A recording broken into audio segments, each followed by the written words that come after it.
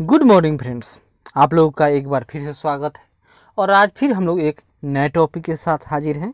और यह कहा तो जाए कि ज्योग्राफी का ही एक क्वेश्चन है, लेकिन अगर इसको इकोनॉमिक्स में भी अगर शामिल कर लिया जाए तो कोई हर्ज न होगी। और यह टॉपिक कौन सा है, तो हम लोग बीपीएससी का जो मेन एग्जाम होता है उसी की तैयारी कर रहे थे, और उसी में हम लोग ज्योग्राफी के यूनिट का अध्ययन कर रहे हैं। उसी में आज का हम लोग का क्वेश्चन है हरित क्रांति से संबंधित। तो क्लियर है, शुरू करते हैं। क्वेश्चन क्या है कि हरित क्रांति का उल्लेख करते हुए इसके सकारात्मक यानी पॉजिटिव तथा नकारात्मक यानी निगेटिव पक्षों पर चर्चा कीजिए तथा द्वितीय हरित क्रांति पर प्रकाश डालिए। हरित क्रांति यानी ग्रीन रिवोल्यूशन, तो यह सबसे सामान्य बात है। यह किससे संबंधित है, तो यह खाद्यान्न उत्पादन से संबंधित है। और एक शब्दों में कहें, यह क्यों आवश्यक थी, क्योंकि जब भारत आज़ाद हुआ था तो उस समय भारत को अंग्रेजों के उपनिवेश से जब मुक्ति मिली तो भारत को क्या मिला, भारत को गरीबी, दुर्दशा, दरिद्रता, अनाज की कमी, बीमारियाँ और बहुत अत्यधिक जनसंख्या, यही ना भारत को अंग्रेजों ने छोड़कर और भारत को देकर अंग्रेजी लोग यहाँ से गए थे। तब भारत की स्थिति बहुत गंभीर थी। तो देखिए, स्वतंत्रता के बाद देश में खाद्यान्न की स्थिति काफ़ी गंभीर थी। 1956 में भारत ने, याद कीजिए, यूएस से अमेरिका, जो आज का अमेरिका है, जो आज हाइड्रोक्सीक्लोरोक्विन दवा के लिए ज़बरदस्ती मांग करता है, वही अमेरिका उस समय भी था। और उस समय एक समझौता था जो अमेरिका गरीब देशों को अनाज मुहैया कराता था, जिसका क्या नाम था, PL480।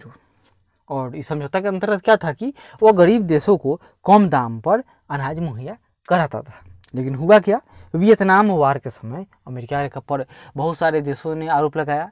संयुक्त राष्ट्र संघ, चीन तो उस समय था नहीं, पश्चिम के बहुत सारे देश, ऑस्ट्रेलिया, बहुत सारे देशों ने अमेरिका के क्रिटिसाइज किए। उसके बदले में अमेरिका ने क्या कहा, अमेरिका ने जो उसकी शिप से भारत के लिए अनाज लेकर आ रहे थे उनको समुद्र में ही रोक दिया। अब भारत सरकार की बहुत ही गजब स्थिति हो गई। अब भारत को एक तरफ यहाँ अपने गरीबों को खिलाने के लिए अनाज चाहिए और दूसरी तरफ राजनीतिक संकट का दौर। अमेरिका चाहता था कि भारत अमेरिका के पक्ष में हो। अब बहुत सारे देशों ने भी कहा, यहाँ की मीडिया जो बोलती है वो भी बोला कि भाई आप भारत को क्यों इतना परेशान कर रहे हो, और भी देश तो आपके खिलाफ बोले हैं। तो अमेरिका ने बोला था कि और देश अमेरिका से थोड़े अनाज लेते हैं मुफ्त कम रेट में, अनाज तो कम रेट में भारत ही लेता है, तो क्यों भारत अमेरिका के खिलाफ बोलेगा। तो सिंपल बात है। तो देखिए, तो यूएसए से PL480 समझौता के तहत खाद्यान्न खरीदा कब, 1956 की बात है। चौथी योजना तक भारी मात्रा में खाद्यान्न आयात का क्रम जारी रहा। चौथी योजना, तो योजना कब शुरू हुई थी, जब 50-51 की बात है, उस समय प्रथम पंचवर्षीय योजना आरंभ हुई थी। तो चौथी यानी तो 50 से कम पहला 56 तक था, दूसरा 61 तक था, उसके बाद तीसरा कब आया, तो 66। और उस 66 के बाद क्या होता है कि पैसा खत्म हो जाता है, तो उसको कहा गया प्लान हेरिटेज। तो 2 साल तक रहा, 66, 67, 67 से 68 और 68, 69, 3 साल था। और उसके बाद में चौथी पंचवर्षीय योजना। तब प्रधानमंत्री कौन बनते हैं, इंदिरा गांधी की बात आती है। अतः खाद्यान्न उत्पादन में वृद्धि की आवश्यकता को समझते हुए भारत ने 1960 के दशक में आयातित संकर बीज कहाँ से आया था, तो मेक्सिको से आया था। इसमें किसका नाम आता है, तो नॉर्मन बोरलॉग, याद कीजिए। और भारत के कौन, तो स्वामीनाथन की बात है। तो नॉर्मन बोरलॉग को पूरी दुनिया में हरित क्रांति का जनक जाना जाता है। थे तो अमेरिका का, लेकिन उनका कर्मभूमि मेक्सिको था। और इसी तरह स्वामीनाथन, तो इन्होंने भारत में ग्रीन रिवोल्यूशन के जो आज हरित क्रांति है, देश में जो गेहूं और चावल का जो खाद्यान्न बढ़ा, मुख्य रूप से प्रथम हरित क्रांति में गेहूं का ही उत्पादन बढ़ा था और देश अनाज के मामले में आत्मनिर्भर बन पाया। तो देश में आयातित संकर बीज, हाइब्रिड बीज का आयात किया गया। और ग्रीन रिवोल्यूशन में क्या था कि हाइब्रिड बीज लाएंगे, उर्वरक का अधिक इस्तेमाल होगा और सिंचाई की क्षमता यानी सिंचाई का विकास होगा, तब ना उसकी सहायता से अन्न उत्पादन की तीव्र प्रगति को संभव बनाया गया, जिसे हरित क्रांति कहा गया। लेकिन यह हरित क्रांति संपूर्ण देश में लागू न हो पाया। क्यों, क्योंकि उस समय सारे देश के वैसे किसान उतने अमीर तो न थे कि जो इतने पैसा खर्च करते थे। तो यह कहाँ हुआ, तो यह पश्चिमी यूपी, पंजाब, हरियाणा और तमिलनाडु के कुछ क्षेत्रों में ही तक ही यह सीमित रहा। क्यों, क्योंकि यहाँ पर किसानों के पास ज़मीनें बड़ी बड़ी थी और दूसरी कि यह पैसा खर्च करने में सक्षम थे। जिस कारण यहाँ पर हरित क्रांति हुआ और सरकार को तत्काल ही अनाज चाहिए था और इसमें सफलता चाहिए था, जिस कारण यहाँ के किसान ये काम कर पाए और देश अनाज के संकट से उबर सका। सर्वप्रथम इसका हिस्ट्री देखिए तो सर्वप्रथम 1960-61 में उन्नत बीज, उर्वरक तथा कीटनाशकों व सिंचाई आधारित नवीन कृषि को पायलट प्रोजेक्ट के रूप में गहन कृषि जिला योजना की, यानी कि पहले मॉडल के रूप में कुछ जिला का चयन किया गया होगा, अंतर्गत चयनित 7 जिलों में आरंभ किया गया था, मात्र 7। और इसकी सफलता को देखते हुए 1965 में 114 जिलों में पुनः, और 114 जिले में कब, तो 1965 में, यानी इसमें कौन, तो इसमें लाल बहादुर शास्त्री का काल था। और पुनः 1966-67 में एक पैकेज कार्यक्रम के रूप में लागू किया गया। इसका मुख्य आधार था अधिक उपज देने वाली संकर बीज, यानी हाई यील्डिंग क्रॉप्स का जो सीड लगाना था। दूसरा, उर्वरक का व्यवस्था करना, सिंचाई का समुचित विकास करना, मशीनीकरण, यानी मशीनों को लाएंगे तब जल्द से जल्द काम हो पाएगा।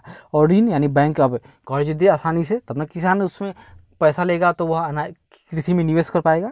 और विपणन की सुविधा, अगर अनाज का उत्पादन अधिक हो तो सरकारी मशीनरी होनी चाहिए जो इन अनाजों को खरीद सके। मैक्सिको में विकसित अधिक उपज देने वाले गेहूं के बीज एवं फिलीपींस में विकसित, तो फिलीपींस में क्या है, तो फिलीपींस में एडीबी का मुख्यालय है। फिलीपींस में अंतर्राष्ट्रीय चावल संस्थान का हेडक्वार्टर है। में विकसित चावल के उन्नत बीज भारत लाए गए और रासायनिक उर्वरक एवं कीटनाशियों का व्यापक उपयोग आरंभ हुआ। फिर क्या होता है, तो देखिए इसके संयुक्त प्रभाव से खाद्यान्न उत्पादन में उल्लेखनीय वृद्धि हुई। हरित क्रांति के प्रमुख घटक कौन कौन, तो देखिए सिंचाई, संकर बीज, रासायनिक उर्वरक और कीटनाशक, मात्र 4 ही इसके प्रमुख अंग हैं। अब हरित क्रांति हुआ तो इसके उपलब्धियां देख लीजिए, यानी अब पॉजिटिव देखते हैं हम लोग। तो हरित क्रांति की सबसे बड़ी उपलब्धि खाद्यान्नों के उत्पादन तथा उत्पादकता में भारी वृद्धि हुई। खाद्यान्नों का उत्पादन 1965-66 में जहां 7.2 करोड़ टन था, 7.2 करोड़ टन, यह वर्तमान में 27, तो क्या हुआ, जो खाद्यान्न का उत्पादन मात्र 7.2 करोड़ टन था वह बढ़कर 2017-18 में 27.75 करोड़ टन हो गया, अर्थात इसमें लगभग 285% की वृद्धि हुई। और हरित क्रांति में सर्वाधिक वृद्धि किसका हुआ, तो गेहूं का हुआ और इसके उत्पादन में हुआ। हरित क्रांति द्वारा न केवल खाद्यान्न उत्पादन में भारत आत्मनिर्भर हुआ बल्कि भूखमरी, कुपोषण आदि समस्याओं में भी सुधार हुआ भारत में। और किसानों की आय में भी वृद्धि हुई जिससे उनके जीवन स्तर में सुधार हुआ। और सबसे अधिक भारत में कहा जाता है कि सबसे अधिक कोई और गरीबी रेखा से जिसका जल्दी से अधिक मात्रा में निष्कासन हुआ है तो भारत में ही लोगों का गरीबी रेखा से सामान्य जीवन स्तर में उत्थान हुआ है। अब हरित क्रांति के प्रमुख लाभ देखिए, पहला, अनाज उत्पादन में वृद्धि, गेहूं के साथ साथ चावल, ज्वार, बाजरा आदि के उत्पादन में भी वृद्धि हुई। दूसरा, अनाज आयात में कमी हो गई, क्यों, क्योंकि आत्मनिर्भर होने के कारण अब अनाज खरीदने की आवश्यकता न रही, आयात बंद हो गया। 2000 से 2001 में खाद्यान्नों का कोई आयात नहीं हुआ। अब भारत कुछ खाद्यान्नों के निर्यातकों की सूची में आ गया है। भारत है दुनिया में सबसे अधिक चावल का अगर कोई उत्पादक देश है तो अभी प्रेजेंट में भारत है। आगे बढ़ते हैं। हाँ, दूसरा क्या हुआ कि 2011-1 में खाद्यान्न का कोई आयात न हुआ, क्योंकि अब अधिक अनाज लेकर क्या करेंगे, ऐसे ही तो यहाँ का FCI का गोदाम सब भरा हुआ है। ग्रामीण रोजगार के अवसरों में वृद्धि हुई, क्योंकि अब अधिक अनाज हो गया तो अब फूड प्रोसेसिंग उद्योग की स्थापना होगी। अब तरह तरह के उत्पाद बनेंगे, जैसे कुरकुरे, मुरमुरे, बिस्कुट्स, बहुत तरह के चिप्स बनेंगे। हरित क्रांति के कारण वर्ष भर कृषि होने लगी, फलतः रोजगार बढ़ा। कृषि आधारित लघु उद्योग भी ग्रामीण क्षेत्रों में विकसित हुए जिससे रोजगारों में वृद्धि हुई। चौथा, परंपरागत कृषि में बदलाव हो गया, क्योंकि अब अनाज अधिक हो रहा है तो हर कोई अनाज तो नहीं, अब वाणिज्यिक खेती भी आरंभ होगा। कृषि का आधुनिकीकरण हुआ, सिंचाई के साधन विकसित हुए, तभी तो अब सारे के सारे लोग नलकूप लगा दिए। अब जिससे दूसरी समस्या आ गई कि अब ग्राउंड वाटर ही खत्म होने लगा, क्योंकि सारे लोग नलकूप से एक बार ही सिंचाई कर लेते हैं। उर्वरकों, उन्नत बीजों का प्रयोग बढ़ा, इस कारण अन्न उत्पादन में वृद्धि हुई और प्रकृति पर निर्भरता घटी। पांचवा, फसल संयोजन में परिवर्तन आ गया। पहले जहां भारत में रंग बिरंग के फसल उत्पादन होता था, और कोई धान की वैरायटी थी, चावल का ही, तो वो भी कितने किस्मों के थे। लेकिन अब हो गया कि अब मोनोक्रॉप्स, यानी कि अब कोई सिंगल ही चावल का कोई वैरायटी हो या कोई गेहूं हो, या चावल गेहूं ही मुख्य रूप से इसकी खेती होने लगी। और एक फसली खेती की जगह अब 2 फसली तथा 3 फसली खेती की जाने लगी। यानी कि साल में पहले जहाँ मात्र मानसून पर आश्रित होकर किसी खेत में अगर एक खेत है, एक फसल उपजाया जाता था, ये रबी होगा या जायद होगा, चाहे वहाँ पर खरीफ होगी। लेकिन अब क्या हुआ कि रबी के सीजन में रबी, खरीफ के सीजन में खरीफ, और गर्मी के दिन में जायद, एक ही खेत में 3-3 फसलें उपजानी शुरू हो गई। ऊर्जा के उपयोग में वृद्धि होगा। मशीनीकरण व आधुनिकीकरण ने ऊर्जा उपयोग को बढ़ावा दिया, जिससे समय की बचत के साथ आमदनी भी बढ़ी। लेकिन इतना सब हुआ तो इसके कुछ निगेटिव पहलू भी हैं। जैसे देखिए क्या हुआ, हरित क्रांति के नकारात्मक पहलू। हरित क्रांति से खाद्यान्न उत्पादन में तो वृद्धि हुई, लेकिन इसके कुछ नकारात्मक पहलू सामने आए। जैसे आज भारत तिलहन, दलहन आदि के उत्पादन में अब भारत आयात पर आश्रित हो गया है। सबसे अधिक भारत को पैसा खर्च करना पड़ता है तिलहन के लिए। अब देखते हैं, मलेशिया ऐसा छोटा देश भी भारत को धमकी दे देता है। ये क्यों? क्योंकि भारत को तेल खरीदनी पड़ती है। आगे देखिए, पर्यावरण का प्रदूषण हो गया। अधिक मात्रा में लोग अब नाइट्रोजन का इस्तेमाल करने लगे तो क्या होगा, नाइट्रोजन युक्त उर्वरक के अत्यधिक उपयोग से नदी, नहर, झीलों में प्रदूषण बढ़ता जा रहा है एवं जल का प्राकृतिक संतुलन बिगड़ता जा रहा है। दूसरा, कीटनाशकों के प्रयोग से ग्रामीण जिलों क्षेत्रों में किसानों एवं पशुओं के स्वास्थ्य में गिरावट का स्तर बढ़ गया है। तीसरा, मृदा में जैविक अंशों की कमी हो गई। जैविक अंश मतलब जो जीव के मरे सड़े गले जीव रहते हैं, या जैसे कि सामान्य स्तर पर केंचुआ। अत्यधिक उर्वरक और सिंचाई के कारण मृदा में जैविक अंशों की कमी आ जाती है। पंजाब में लोहे व मैग्नीज की तथा लुधियाना में सूक्ष्म पोषक तत्वों का ह्रास मृदा में हो गया है। चौथा, क्षारीयता में वृद्धि। अत्यधिक सिंचाई के कारण मृदा का क्षारीयता बढ़ता जा रहा है, जिससे क्या होगा कि उसकी उत्पादन क्षमता में कमी आ गई।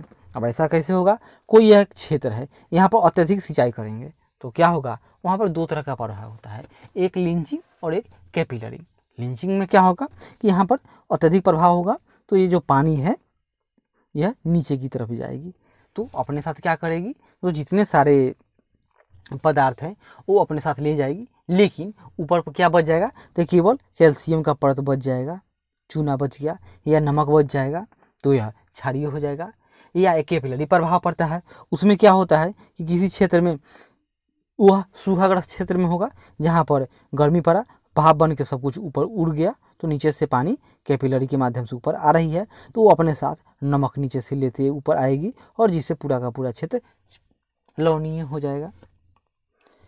आगे देखते हैं, प्रादेशिक असंतुलन हो गया, क्योंकि कुछ क्षेत्र इस कारण विकसित हो गए, जैसे पंजाब, हरियाणा, पूर्वी उत्तर प्रदेश नहीं, पश्चिमी उत्तर प्रदेश के होने के कारण इस क्षेत्र की अर्थव्यवस्था में तेजी से सुधार हुआ, और अप्रभावित क्षेत्र की तुलना में क्षेत्र अचानक धनी हो गए, पश्चिमी उत्तर प्रदेश, पूर्वी ना।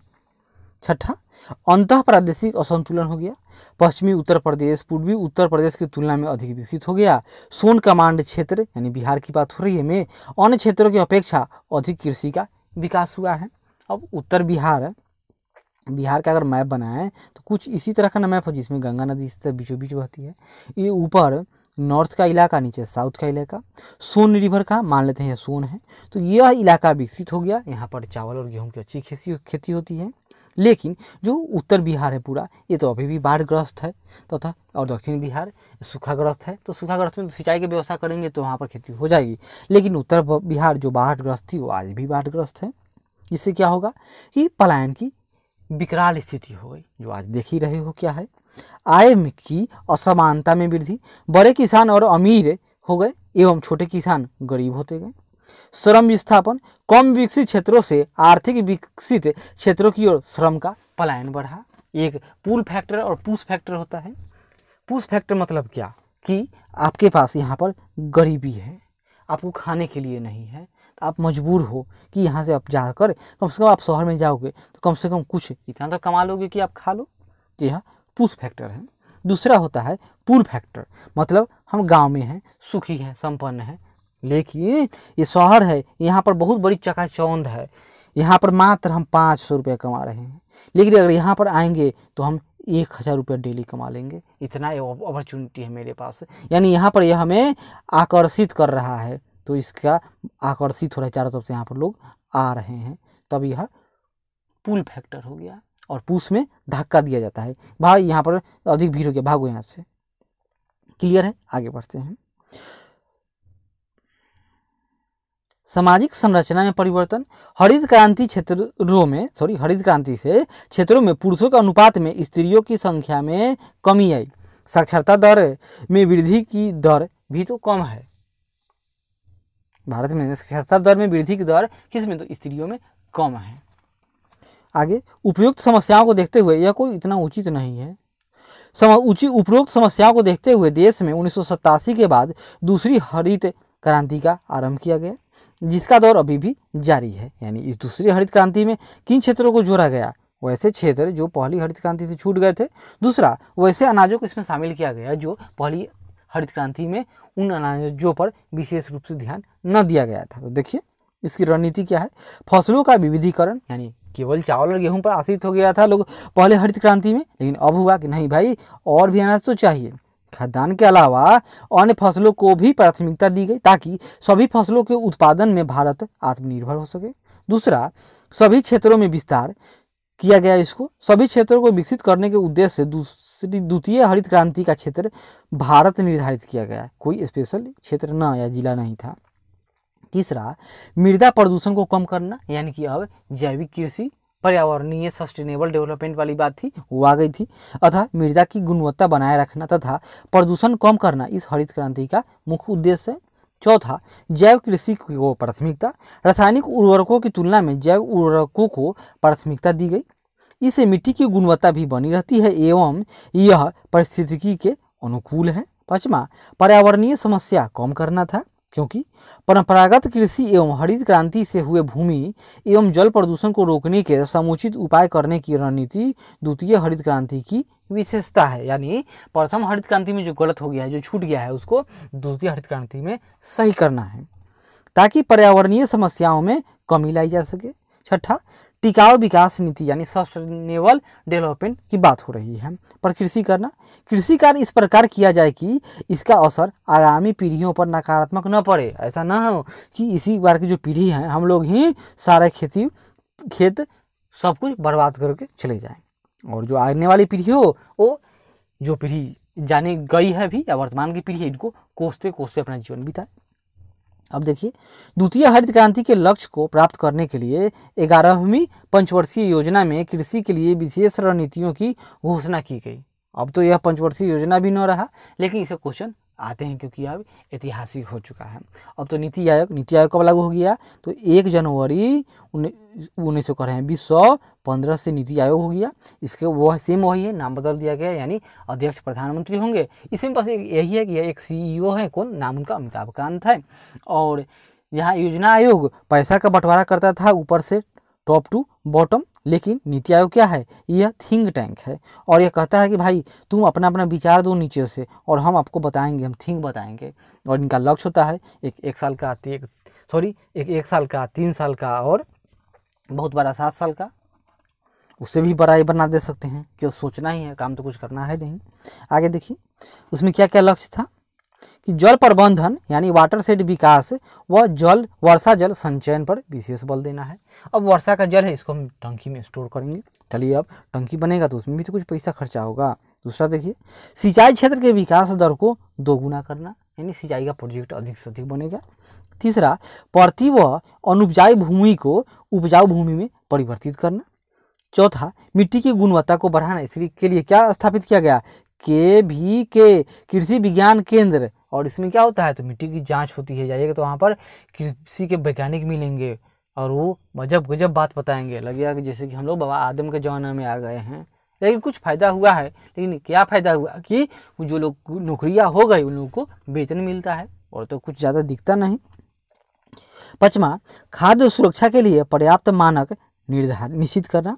छठा, मत्स्य पालन व पशुपालन को प्रोत्साहित करना। मत्स्य पालन, मछली, कुक्कुट पालन, पशुपालन, इन सब पर भी सरकार का नज़र पड़ गया। सरकार की कहा जाए कि कुदृष्टि बढ़ गई, क्योंकि भारत से कभी भी पूरी दुनिया में आक्रामकता के लिए नहीं जाना जाता है। भारत की कृषि या भारत कैसा है तो जीवन निर्वाह है, भारत है सस्टेनेबल।